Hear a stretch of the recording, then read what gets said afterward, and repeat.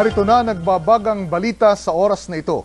Patuloy ang isinasagawang rescue operations ng lokal na pamahalaan sa Albay sa mga residente na apektado ng matinding pagbaha at pag-agos ng lahar, bunsod ng malakas na ulang dala ng Bagyong Waning.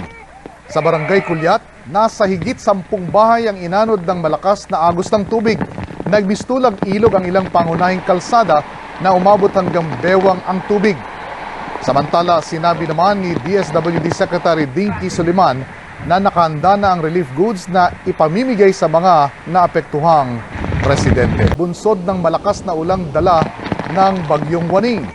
Sa Barangay Kulyat, nasa higit 10 bahay ang inanod ng malakas na agos ng tubig. Nagbistulag ilog ang ilang pangunahing kalsada na umabot hanggang bewang ang tubig. Samantala, sinabi naman ni DSWD Secretary Dinky Soliman na nakahanda na ang relief goods na ipamimigay sa mga naapektuhang residente. Bunsod ng malakas na ulang dala ng Bagyong Waning. Sa Barangay Kulyat, nasa higit 10 bahay ang inanod ng malakas na agos ng tubig. Nagbistulag ilog ang ilang pangunahing kalsada na umabot hanggang bewang ang tubig.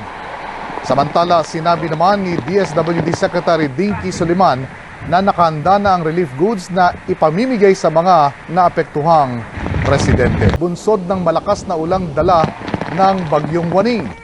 Sa Barangay Kulyat, nasa higit 10 bahay ang inanod ng malakas na agos ng tubig.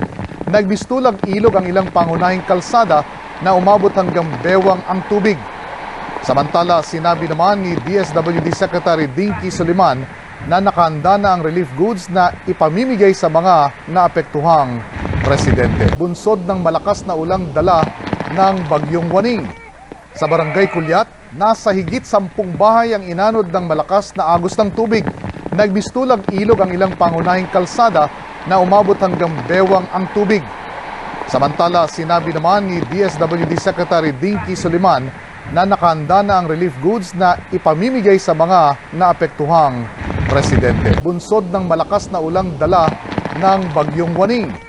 Sa Barangay Kulyat, nasa higit 10 bahay ang inanod ng malakas na agos ng tubig. Nagbistulag ilog ang ilang pangunahing kalsada na umabot hanggang bewang ang tubig. Samantala, sinabi naman ni DSWD Secretary Dinky Soliman na nakahanda na ang relief goods na ipamimigay sa mga naapektuhang residente. Nakahanda na ang relief goods na ipamimigay sa mga naapektuhang residente. Maging una sa balita, i-text ang alert on sa 2366.